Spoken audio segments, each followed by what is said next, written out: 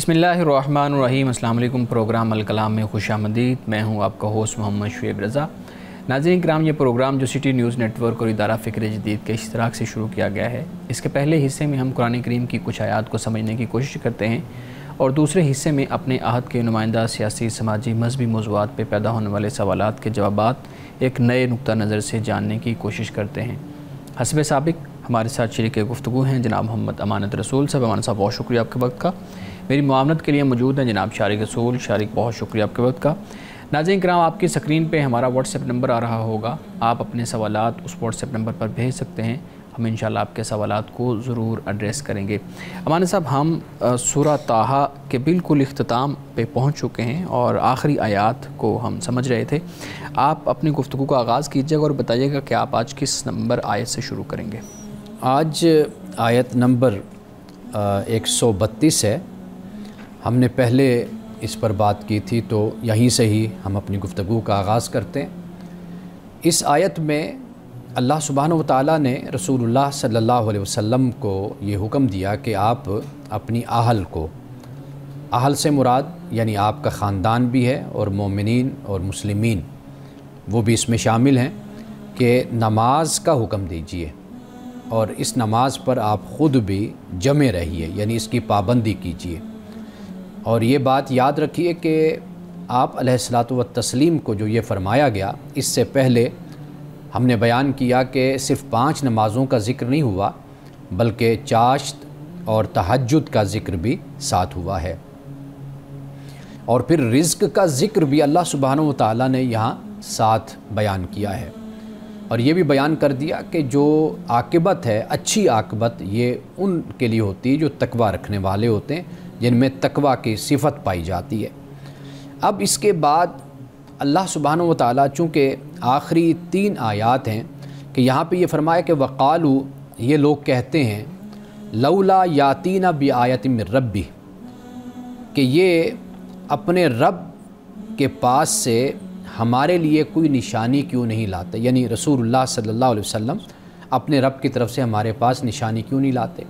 अब आयत से मुराद हिस्सी मोजज़ा भी हो सकता है और इससे मुराद अज़ाब भी हो सकता है, कि कुरान पाक जो रसूलुल्लाह की तकज़ीब करने वाले हैं उनको जो वईद सुनाता है अज़ाब की सूरत में, या रसूल की जो तकज़ीब करने वाले हैं उनके लिए, तो यहाँ पर या तो वो मुराद है, इसलिए कि रसूल नाफरमानों को, मुनकरीन को आगाह करता है कि एक दिन बर्पा होने वाला है कि जब हिसाब व किताब होगा।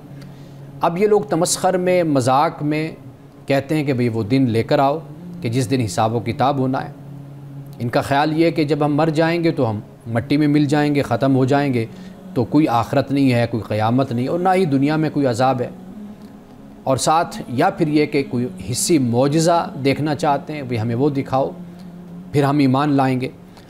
तो यहाँ पे आगे फरमाया कि अवलम तातीम बय्यनतु मा फ़िस सुहुफ़िल ऊला, क्या इनको अगली किताबों की दलील नहीं पहुँची, यानी आखिर कुरान से पहले भी किताबें नाजिल हुई, अंबिया और रसूल तशरीफ़ लाए, और कितनी निशानियाँ और कितने दलाइल उनकी ज़िंदगियों से भी इन तक पहुँचे।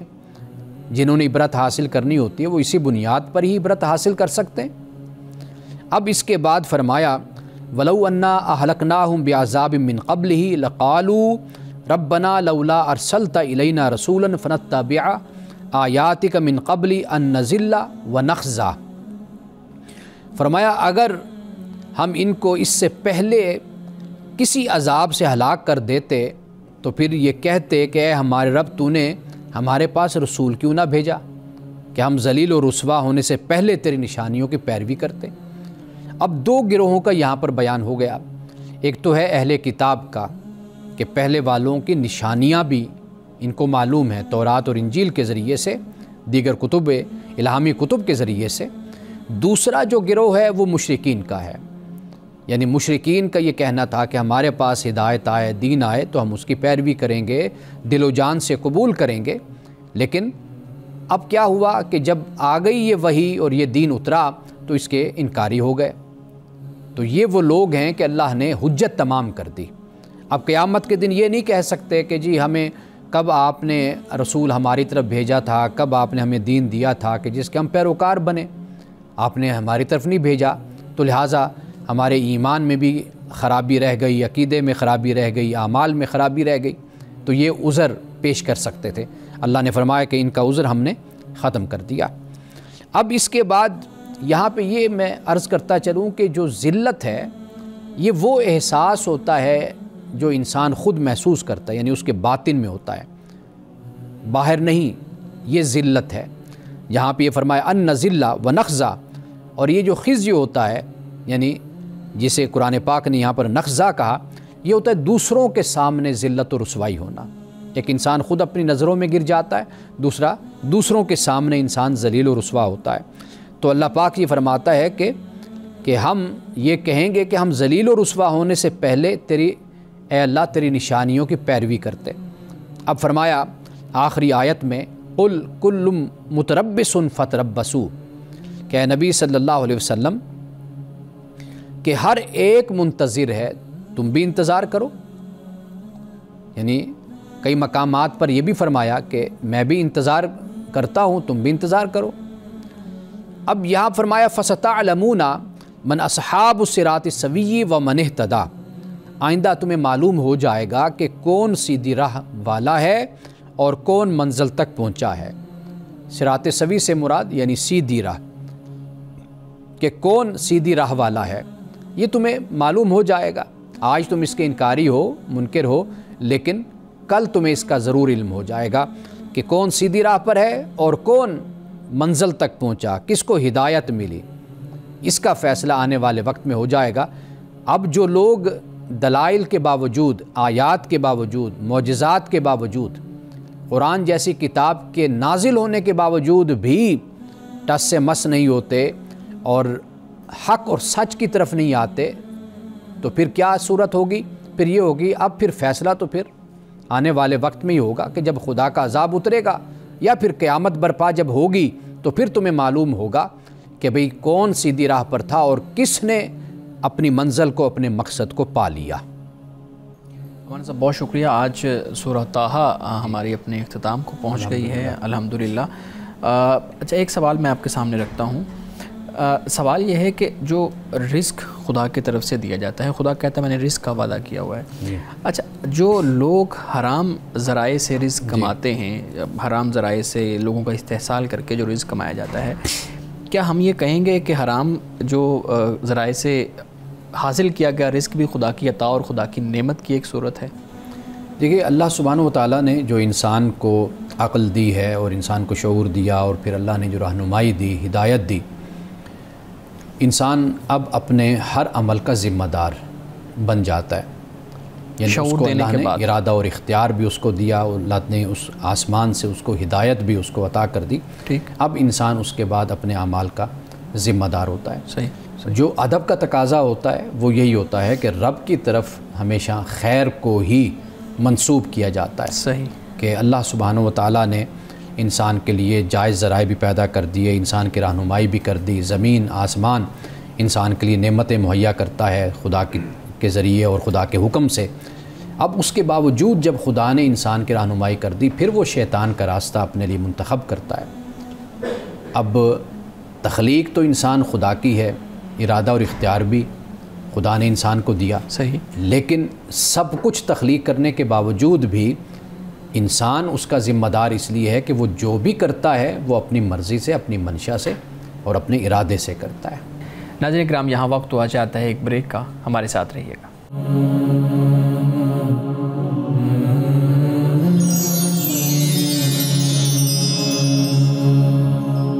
پروگرام میں ایک دفعہ پھر خوش آمدید۔ امانا صاحب بہت شکریہ۔ اچھا ایک انہی آیات کے اندر نعمتوں کا بھی ذکر ہوا، پھر آزمائش کا بھی ذکر ہوا، صبر کا بھی ذکر ہوا، جو ہم کل کے پروگرام میں بھی ہم نے صبر پہ بات کی تھی۔ تو ایک ذہن میں سوال پیدا ہوتا ہے کہ قرآن پاک میں مصائب کو بھی آزمائش کہا گیا، نعمتوں کو بھی آزمائش کہا گیا، کیونکہ اولاد ہے اس کو بھی آزمائش کہا گیا، مال ہے اس کو بھی آزمائش کہا گیا، کوئی بیماری یا کوئی پریشانی آتی ہے اس کو بھی آزمائش کہا گیا۔ اب یہ دونوں صورتوں میں آزمائش ہی قرار دیا گیا، تو زندگی میں ایک الجھن سی پیدا ہو جاتی ہے، یہ دونوں چیزیں الجھن کا باعث بنتی ہیں کہ اللہ رب العزت ایک طرف اس کو بھی آزمائش کر رہا ہے، اس کو بھی آزمائش کر رہا ہے، یعنی خدا چاہتا ہے کہ انسان ہر وقت ایک خاص کشمکش میں رہے اور وہ سکون والی جو کمفرٹ والی زندگی ہے وہ اس میں نہ رہے، بلکہ وہ ہر ٹائم کچھ نہ کچھ سوچتا رہے. دیکھیے انسان دونوں انتہاؤں پر چلا جاتا ہے نا، یعنی اگر کوئی انسان پر مصیبت آتی ہے، کوئی مشکل آتی ہے، تو وہ جزا و فضا شروع کر دیتا ہے، وہ رونا پیٹنا شروع کر دیتا ہے، ٹھیک، وہ چلانا شروع کر دیتا ہے، بے صبری کا مظاہرہ کرنا شروع کر دیتا ہے. یہ تکلیف کے آنے پر یہ رویہ ہوتا ہے. انسان کے پاس جب دولت، مال اور کشائش اور وسعت آتی ہے، پھر انسان کا رویہ یہ ہوتا ہے کہ وہ متکبر ہو جاتا ہے، ٹھیک ہے، مختال ہو جاتا ہے، فخور ہو جاتا ہے، پھر یہ رویہ انسان کا آ جاتا ہے. تو اللہ سبحانہ و تعالیٰ انسان کو توازن اور اعتدال اختیار کرنے کی تعلیم دیتا ہے. اس میں کوئی شک نہیں ہے کہ انسان اس دنیا میں آزمائش کے لیے ہی بھیجا گیا ہے، انسان کی آزمائش ہے.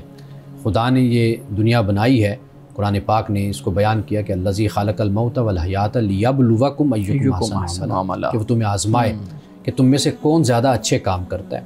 اب اگر وہ تکلیف میں ہے تو اچھا کام اس کا یہی ہوتا ہے کہ وہ پروقار طریقے سے اس پر رد عمل دے. انسان کا رونا یہ بنتا ہے، فطری بات ہے کہ انسان کی آنکھوں میں آنسو آتے ہیں، لیکن اس سے آگے بڑھ کر اس کا اظہار کرنا، اپنے کپڑوں کو پھاڑنا، دوسرے راستے بے صبری کی اختیار کرنا وہ پسندیدہ نہیں ہے. دوسری طرف مال اور دولت آ گیا تو پھر وہاں پر بھی انتہا آ گئی، تو یہ بھی اللہ تعالیٰ نے اسے بھی منع کیا. تو گویا کہ انسان کی آزمائش یہی ہے کہ دونوں حالتوں میں انسان کس طریقے سے رد عمل دیتا ہے اور کس طریقے سے اچھے کام پر قائم رہتا ہے. صحیح. جی شارق، آپ سوال کرنا چاہیں؟ میرا سوال اسی حوالے سے کہ ہم یہ اکثر سنتے ہیں کہ اللہ کسی کو اس کی بساط سے زیادہ نہیں آزماتا. اگر ہمیں ہماری بساط سے زیادہ نہیں آزمایا جا رہا تو پھر وہ آزمائش کیسی؟ دیکھیے قرآن مجید جو بیان کرتا ہے نا کہ بساط کا جو معاملہ ہے انسان کی، وہ یہ ہوتا ہے کہ جو احکام ہیں وہ انسان کی وسعت میں، استطاعت میں ہیں. انسان کی وسعت اور استطاعت میں اللہ کے احکام ہیں. مثلا اللہ نے نماز کا حکم دیا، روزے کا دیا، زکوٰۃ کا، حج کا، وہ ہماری کیپیسٹی کے اندر ہے. قرآن پاک اس بات کو بیان کرتا ہے. جہاں تک معاملہ ہوتا ہے نا دکھ کا، وہ بساط کا معاملہ نہیں ہوتا. انسان پہ ڈیپینڈ کرتا ہے کہ وہ جس حالت میں بھی اپنے خدا کے سامنے سرنڈر کرے. کوئی تکلیف اس پر آتی ہے، تکلیف کوئی بھی ہو، تو انسان اگر بے صبرہ ہے اور برداشت کرنے والا نہیں ہے تو اس کے لیے چھوٹی سی تکلیف بھی بڑی تکلیف کا باعث بنتی ہے، اور وہ اس سے بھی اپنے آپ کو کنٹرول نہیں کر پاتا. یعنی مثال کے طور پر کسی کو انجیکشن لگے تو وہ اس پر رونا پیٹنا اور چلانا شروع کر دیتے. ایسے لوگ بھی دیکھیں کہ جن کو بہت گہرا بھی زخم لگ جاتا ہے لیکن وہ صبر کے ساتھ برداشت کرتے ہیں، اس کا علاج کرتے ہیں. تو یہ انسان کے اندر وہ جو مصیبت کی آپ نے بات کی نا، تکلیف یا مصیبت یا آزمائش، وہ تو کبھی بھی انسان کی بساط کی وہاں پر تو کوئی اپلیکیشن ہو ہی نہیں سکتی. یہ بس انسان کا اپنا کریکٹر، اپنا کردار، اپنی شخصیت ہوتی ہے کہ وہ کتنا اس کو برداشت کر جاتا ہے، اور وہ اپنے اندر خدا کی مرضی اور اس کی منشا خیال کرتے ہوئے اس کو اگر کر جائے تو وہ کر بھی سکتا ہے، نہ کرنا چاہے تو وہ نہیں بھی کرتا. جی بالکل ٹھیک ہے. اچھا مولانا صاحب، آپ نے جو آیت پڑھی اس میں نماز کا ذکر تھا کہ اپنے گھر والوں کو، اپنے اہل کو نماز کا حکم دیں. ہم دیکھتے ہیں کہ آپ نے پہلے بھی اس پہ بات کی ہے کہ جو زبردستی ہے معاملات کے اندر، خاص طور پہ عبادت میں، وہ اس سے خاطر خواہ نتائج ہمارے ہاں حاصل نہیں ہو پاتے. مختلف ہم جو فقہی مکاتب ہیں ان کو اگر ہم دیکھیں تو زبردستی اور تشدد کے حوالے سے ہمیں، یعنی نماز کے بارے میں مختلف آراء ہمیں فقہا کی ملتی ہیں. تو یہ جو آراء ہیں جو زبردستی میں، جو زبردستی کے زمرے میں آتی ہیں، کیا یہ قرآن کریم کی اس آیت کی مخالفت میں نہیں ہے جس میں اللہ رب العزت کہہ رہا ہے کہ لا اکراہ فی الدین، کہ زبردستی تو کسی پہ نہیں ہے، لیکن دوسری طرف ہمارے فقہا زبردستی نماز کا بھی حکم دینے کی بات کرتے ہیں؟ دیکھیے تربیت کا یہ معاملہ ہوتا ہے. یعنی مثال کے طور پر آپ ایک ریاست میں رہتے ہیں، اب ریاست آپ کے لیے کچھ قوانین بناتی ہے اور ان قوانین پر آپ کا عمل کرنا لازم اور ضروری ہوتا ہے. ٹھیک ہے. اگر آپ اس پر عمل نہیں کریں گے تو ریاست آپ کو پنش بھی کرتی ہے، آپ کو سزا بھی دیتی ہے، آپ کو جرمانہ بھی کرتی ہے. ایک شہری جواب دے ہے. ہاں. اگر کوئی شہری یہ کہتا ہے کہ جی یہ میری آزادی پر قدغن ہے یا یہ مجھے مجبور کیا جا رہا ہے کہ میں اس قانون کی پابندی کروں، تو گویا کہ وہ پھر یعنی جسے کہتے ہیں کہ حد سے تجاوز کر رہا ہے. اس کی حدود ہیں آزادی کی، اس میں رہ کر وہ زندگی گزارے گا. اگر وہ اس پر سوال کھڑا کر دے تو پھر وہ معاشرہ جو ان سے ہے وہ آپ کو معلوم ہے کہ پھر وہ انتشار کا شکار ہوتا ہے. اسی طرح گھر ہے، اس گھر میں بچے ہیں، بیگم ہے، شوہر ہے، ایک نظام ہے، ایک سسٹم ہے، تو ان کا عقیدہ ہے کہ وہ مسلمان ہیں تو وہ نماز کی تاکید بھی کریں گے. جیسے ہم بچے پر سختی کر کے اس کو ٹیوشن بھیج دیتے ہیں، ہم اس کو سکول بھیجتے ہیں، یا کسی اور معاملے میں اس پر تھوڑی بہت سختی کر کے اس سے اپنی بات کو منواتے ہیں. کیوں؟ ہم یہ خیال کرتے ہیں کہ یہ ایک تو میں بڑا ہونے کے ناطے گھر کا سربراہ ہوں، قوام ہوں، تو میری ایک ذمہ داری بھی بنتی ہے کہ میں ان کی اخلاقی بھی تربیت کروں اور ان کی عادات کو سنواروں، ان کو بہتر ایک انسان بناؤں. تو میں اپنی اس ذمہ داری کو پیش نظر رکھتے ہوئے اگر کبھی اولاد پر سختی کرتا ہوں تو اس کی گنجائش تو نکلتی ہے. ٹھیک ہے. ہم ایک سوال کرنا چاہوں گا نماز کے حوالے سے کہ نماز کا جہاں تک معاملہ ہے تو یہ سننے میں آتا ہے کہ ہم نماز اس لیے ادا کرتے ہیں اللہ کا شکر ادا کرنے کے لیے کہ اس نے ہمیں زندگی جیسی نعمت سے نوازا. تو اس صورت میں زبردستی کیسے کی جا سکتی ہے، نمبر 1. اور نمبر 2 کہ اگر ہمیں نماز پڑھنی ہے تو ہم تبھی پڑھیں جب ہمیں احساس ہو ہم اللہ کا شکر ادا کرنا چاہیں، اس کی دی ہوئی نعمت کا شکر ادا کرنے کے لیے.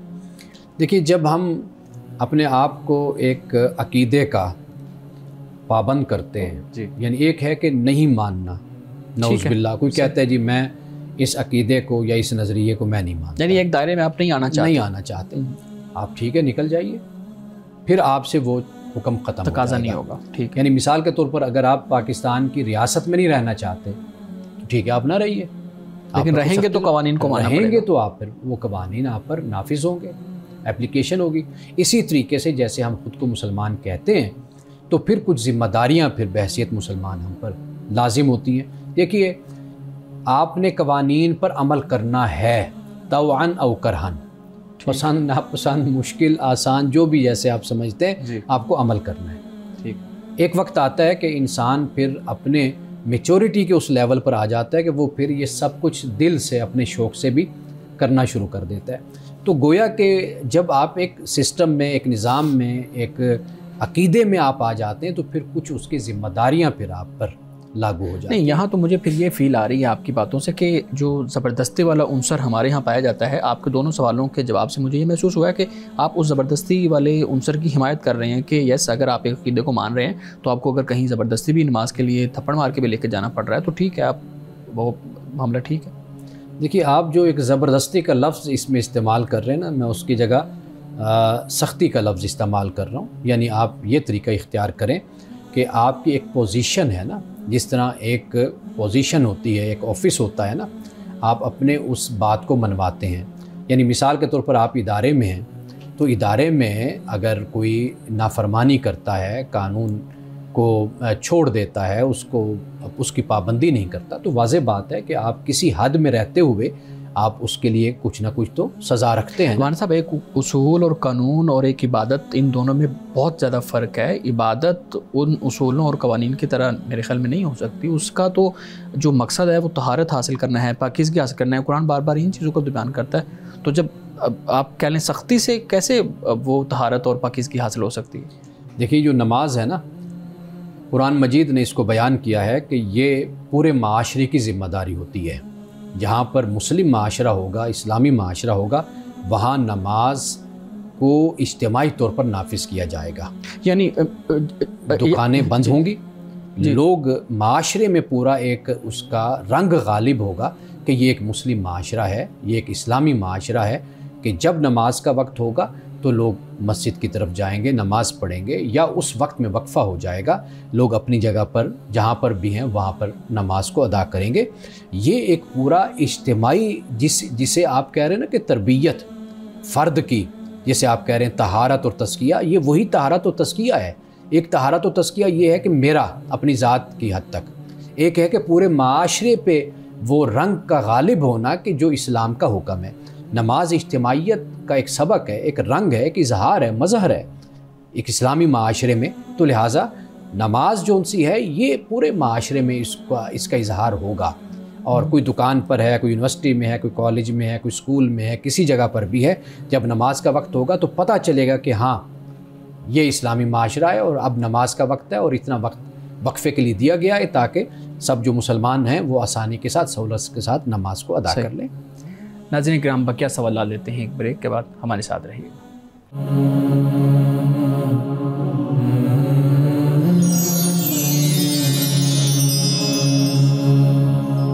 پروگرام میں ایک دفعہ پھر خوش آمدید۔ ہمارے ساتھ بہت انٹرسٹنگ ہماری گفتگو چل رہی ہے۔ ہم دیکھتے ہیں آپ نے اپنی گفتگو میں یہ کہا کہ ایک اجتماعی نظم ہے اور نظر آنا چاہیے کہ جو ہے نا وہ ایک مسلم معاشرہ ہے، نماز کا وقت ہے، عبادت کا وقت ہے۔ یہ تو ایک جواز فراہم کیا جا رہا ہے اسی کانسیپٹ کو جو ہمارے ہاں ایک پہلے بھی اس کی پریکٹس کی گئی کہ اذان ہو گئی ہے تو دکانیں زبردستی بند کروا دی جائیں گی، اب جو ہے نا وہ نماز کا وقت ہو گیا ہے تو آپ گلیوں میں سے لوگوں کو اٹھا کے جو ہے نا وہ زبردستی لے جائیں گے، سختی ان پہ کریں گے۔ روزہ آ گیا ہے تو روزے میں باقی شہری بھی رہ رہے ہوتے ہیں، بیمار بھی رہ رہے ہوتے ہیں، لیکن آپ ہوٹلز کو، آپ کھانے پینے والی اسٹالز کو بند کروا دیں گے۔ یہ تو آپ کی جو بات ہے یہ تو زبردستی اور تشدد کی طرف لے جانے والی بات ہے۔ آپ اصل اس بات کو نہیں سمجھ رہے نا کہ جو حکم ہے آپ اس حکم کو پیش نظر رکھیں نا، اس کی حساسیت کو آپ دیکھیں، آپ دیگر معاملات کو اس کے ساتھ تو نہ جوڑیں نا۔ یہ دوسرا معاملہ ہے۔ مثال کے طور پر اگر کوئی ریاست ایسی پابندی لگاتی ہے کہ جس میں نہ مذہب کوئی پابند کر رہا ہے، ٹھیک ہے، اور نہ اس سے کسی کی جان کو خطرہ ہے، نہ مال کو خطرہ ہے، نہ کسی اور طرح کا کوئی نقصان ہے، وہاں پر اگر ریاست کوئی ایسا قدم اٹھاتی ہے تو ہم اس کی مخالفت کریں گے، ہم اس پر بات کریں گے، اس کے خلاف بولیں گے، اختلاف کریں گے ریاست سے۔ اصل جو لفظ ہے وہ اختلاف کا ہے کہ ہم اختلاف کریں گے، ٹھیک ہے۔ لیکن جہاں یہ معاملہ ہے کہ جو میں نے آپ کے سامنے یہ بات رکھی ہے، اب واضح بات ہے جب رمضان کے روزوں کا وقت ہوتا ہے، آپ دیکھیے کہ احترام تو اپنی جگہ پر ہے نا، بالکل صحیح، اس کا خیال کیا جاتا ہے۔ اب آپ دنیا کے کسی بھی آزاد ملک میں بھی چلے جائیے نا تو وہاں پر بھی کچھ نہ کچھ نارمز، ٹریڈیشنز وغیرہ ہوتی ہیں جن کی پابندی کی جاتی ہے۔ آپ مسلم دنیا میں چلے جائیں گے، رمضان میں آپ کو خود نظر آ جائے گا جو ماحول ہوتا ہے۔ تو یہ جو بات ہے اس کو آپ پیش نظر رکھیے نا کہ نماز کے جو اولین عبادت ہے، فرض ہے مسلمانوں پر، اور اس کا جو طریقہ کار ہے وہ ہے ہی اجتماعی، یعنی مسجدوں میں اہتمام کیا جاتا ہے، اذان ہوتی ہے، لوگوں کو پتہ ہے کہ نماز کا وقت ہے، یہ ایک تربیت کا حصہ ہے جس بنیاد پر جو اللہ کا حکم ہے اس کی ادائیگی ہو رہی ہے، جو ہر مسلمان پر لازم اور ضروری ہے۔ اور مسلمان یہ نہیں ہے کہ جیسے زکوٰۃ ہے، مال ہے اپنا، وہ آپ نے ادا کر دیا ہے، وہ نہیں کسی کو پتہ، یا آپ سے ریاست وہ وصول کر رہی ہے ٹیکس کی صورت میں، وہ آپ کا ذاتی معاملہ ہو جاتا ہے۔ اسی طرح دیگر چیزیں ہیں، حج کا معاملہ ہے، وہ ایک علیحدہ عبادت ہے، لیکن یہ جو چیز ہے نماز، آپ یہ دیکھیں یہ تو اس کا باقاعدہ اظہار ہمارے معاشرے میں، جیسے رسول اللہ نے فرمایا کہ نماز جو ہے یہ فرق کرنے والی ہے اسلام اور کفر میں، مسلمان میں اور غیر مسلم میں، کہ یہ جب نماز کا وقت ہوگا مسلمان اٹھ کے نماز پڑھے گا، پتہ چلے گا کہ یہ مسلمان ہے۔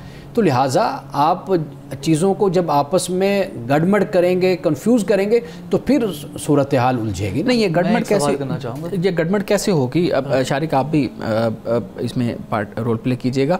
گڑمڑ کیسے ہوگی کہ ایک فرد واحد کا، ایک شخص کا ذاتی مسئلہ ہے کہ خدا نے اس پہ ضروری کیا ہے کہ وہ نماز ادا کرے، اب وہ نماز اپنی دکان میں ادا کرے، اپنی مسجد میں جا کے ادا کرے، اپنے گھر میں جا کے ادا کرے، تو یہ جو آپ کہہ رہے ہیں کہ ایک اجتماعی نظم نظر آنا چاہیے، دکان بند ہونی چاہیے، چلیں آپ زبردستی نہیں، چاہیے والی جو آپ لفظ استعمال کر رہے ہیں، کیوں ہونا چاہیے؟ ایک شخص کا ذاتی معاملہ ہے اس کا اور خدا کا معاملہ ہے، اس میں کیوں تیسری ریاست یا تیسرا شخص جو ہے نا وہ انوالو ہو رہا ہے؟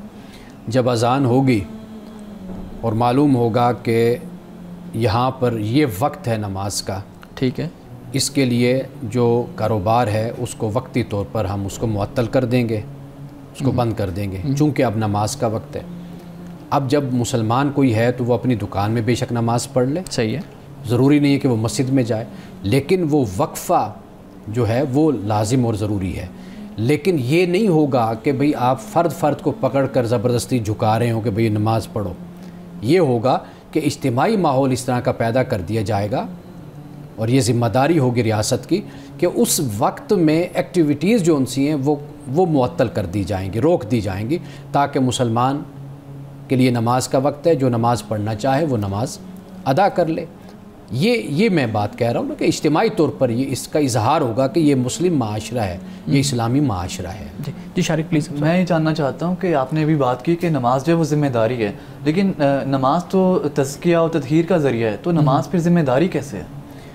جب اللہ سبحانہ و تعالیٰ حکم دیتا ہے تو اس کے لیے آپ فرض کا لفظ بول لیں، اس کے لیے آپ کمپلسری آپ کہہ لیں، اس کے لیے آپ ذمہ داری کہہ لیں، تو بہرحال آپ جس کے مکلف ہیں وہ آپ کے لیے ذمہ داری ہے۔ یعنی مکلف سے مراد یہ کہ جیسے آپ نماز کے مکلف ہیں، جب آپ عاقل بالغ ہو گئے، مسلمان ہیں تو آپ پر نماز فرض ہو گئی۔ اسی طرح مال دولت ہے تو زکوٰۃ پھر آپ پر، صاحب استطاعت صاحب نصاب ہو گئے، حج ہے صاحب استطاعت ہو گئے، روزہ ہے اسی طریقے سے، روزہ صحت مند ہیں تو آپ پر فرض ہے کہ پھر آپ روزہ رکھیے، مقیم ہیں آپ۔ تو آپ پر جو ذمہ داری خدا کی طرف سے مسلمان پر عائد ہوتی ہے، آپ اس کو جو بھی لفظ دینا چاہیں اس کو دے سکتے ہیں۔ باقی یہ ہے کہ جب آپ اللہ کا حکم مان کر اس کو کریں گے تو وقت کے ساتھ ساتھ، جیسے میں نے پہلے بھی کہا کہ انسان کو خود اس میں ایک توجہ حاصل ہوتی ہے، ایک لذت انسان کو ملتی ہے، تو پھر خود بخود وہ جو ایک بوجھ سا ہوتا ہے وہ ختم ہو کر وہ پھر ایک محبت میں چیز ڈھلتی ہے۔ لیکن پھر بھی اگر کچھ بھی نہ ہو لیکن وہ جو فرض ہے، لازم ہے، وہ آپ نے، اب مثال کے طور پر آپ یہاں پہ ریکارڈنگ کے لیے آتے ہیں تو کئی دفعہ نہیں بھی دل ہوتا تو لیکن آنا ہوتا ہے نا جی، ریکارڈنگ کرواتے ہیں تو یہ ایک ذمہ داری ہے ہماری۔ اسی طرح دل ہو یا نہ ہو، بہرحال جو فرض ہے خدا کی طرف سے وہ ادا ہر صورت میں کرنا ہے۔ میں نے دیکھا ہے کہ جب بچوں کے ساتھ سختی کی جاتی ہے نماز کے حوالے سے، خاص کر ٹین ایجرز کے ساتھ، تو وہ پھر نماز سے تھوڑا متنفر ہوتے ہیں، کہہ لیں یہ شاید بغاوت والا ایک رویہ اپناتے ہیں، ہاں جی، اس سے دور چلے جاتے ہیں دین سے۔ تو آپ کو لگتا ہے کہ جو اس طرح فورس کرنا ہے بچوں کو نماز کے لیے، دین کی جانب راغب کرنے کے لیے، وہ طریقہ درست ہے یا پھر کوئی متبادل طریقہ بھی ہونا چاہیے؟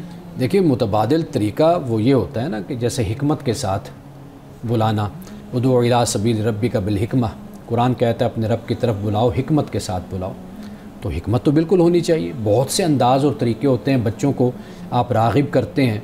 مثال کے طور پر آپ کہتے ہیں بیٹا میں یہ کام کریں گے تو آپ کو چاکلیٹ میں دوں گا، اب بچے بڑے شوق سے پھر وہ کام کرتے ہیں۔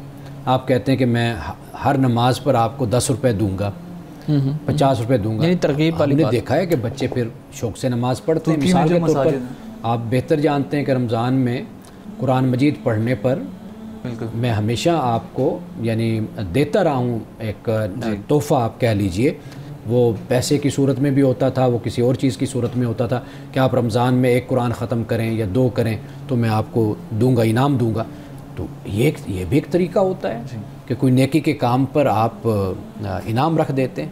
ٹھیک ہے، لیکن ہمارے صاحب میں مزید اس چیز کو سمجھنا چاہ رہا ہوں کہ آپ کی جتنی بھی گفتگو تھی، اس طرح سے جو گفتگو ہے، یہی گفتگو مدارس کے اندر جب زبردستی نظم اجتماعی کے تحت نماز ادا کرنے کی طرف لے جایا جاتا ہے، وہاں پہ بھی یہ ہوتا ہے کہ بھائی اذان ہو گئی ہے، نظم اجتماعی ہے، 15 منٹ ٹائم، 15 منٹ کے اندر جماعت ہوگی تو ہر شخص کو جماعت کے ساتھ جا کے نماز ادا کرنی ہے۔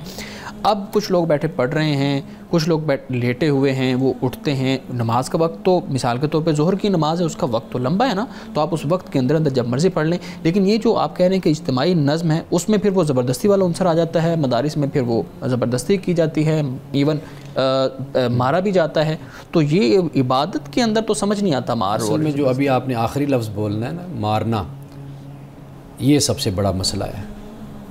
یہ حیرانی کی بات ہے اور افسوس کی بات بھی ہے کہ آپ قرآن پڑھتے ہیں، آپ حدیث پڑھتے ہیں، آپ ایک مذہبی ماحول میں رہتے ہیں، پھر بھی اگر آپ میں نماز کا شوق نہیں پیدا ہوتا تو پھر یہ توجہ ہمیں کرنی چاہیے کہ کہاں پر یہ خرابی ہے، کہاں پہ یہ کمی ہے کہ دین کا طالب علم ہو کر بھی نماز کی طرف ہمارا رجحان یا اخلاق کو بہتر کرنا، تزکیہ نفس کی طرف ہمارا رجحان نہیں ہوتا، تو پھر یہ ہمارے نصاب تعلیم، نظام تعلیم کی پھر بہت بڑی خرابی ہے۔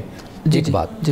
دوسری بات یہ ہے کہ دیکھیے آپ زندگی میں کسی جگہ پر بھی ہوں گے، آپ یہاں پہ ریکارڈنگ کے لیے بھی آئے ہیں نا، تو آپ کے کچھ لباس کا، آپ کے طریقہ کار کا کچھ چیزیں ایسی ہیں کہ جو طے ہوتی ہیں کہ آپ نے وہ کرنی ہیں، وہ ضروری ہوتی ہیں، وہ ڈسپلن کا حصہ ہوتی ہیں۔ اسی طرح جب آپ کسی ادارے میں ہیں تو وہاں کی اپنی کچھ شرائط ہوں گی، قوانین ہوں گے جن پر آپ نے عمل کرنا ہوتا ہے۔ حیران کن بات یہ ہے کہ ہم اپنی زندگی میں سارے جو رولز ہیں ان کو فالو کر رہے ہوتے ہیں، کسی کمپنی میں ہوں، کسی ادارے میں ہوں، کسی فرم میں ہوں، کسی جگہ پر بھی ہوں، لیکن جب نماز کا وقت نماز کا ذکر ہوتا ہے تو وہاں پر ہمارے سوالات کھڑے ہوتے ہیں. پھر نماز ذاتی مسئلہ ہو جاتا ہے. وہ ٹھیک ہے آپ کا ذاتی مسئلہ, آپ گھر میں تو آپ کا ذاتی مسئلہ ہے, لیکن جب آپ ایک نظم میں آئیں گے تو واضح بات ہے کہ نظم میں ہونے کی وجہ سے آپ پر بہت سی پابندیاں عائد ہوتی ہیں. آپ کہیں پر بھی ہوں گے, آپ نماز کے علاوہ دیکھ لیجئے, آپ کسی بھی ادارے میں ہوں گے, آپ پر ٹائم ٹیبل ہوگا کہ جس میں آپ آئیں گے, آپ اتنے دیر میں وقفہ کریں گے, آپ یہ کام کریں گے, وہ کریں گے, سارا کچھ آپ اس کو نبھا رہے ہوتے ہیں. تو اسی طرح اگر مدارس میں ایک نظم و ضبط بنا دیا جاتا ہے کہ بھئی نماز پڑھنی ہے, تو سب کو چاہیے کہ وہ اٹھ کر نماز پڑھیں اور باقاعدہ طور پر تاکید کی جائے, حکم دیا جائے کہ بھئی نماز ہے. آپ یہاں کے سسٹم میں رہتے ہیں, آپ اس چار دیواری میں رہتے ہیں, آپ پابند ہیں اس چیز کے. صرف یہ نہیں کہ اس چار دیواری میں, آپ اس سے باہر بھی ہوں گے, خدا کا حکم تو پھر بھی آپ پر نافذ رہے گا. بالکل ٹھیک, بالکل ٹھیک. ناظرین کرام, گفتگو کا سلسلہ بھی جاری ہے. یہاں وقت ہوا چاہتا ہے ایک بریک کا, ہمارے ساتھ رہیے.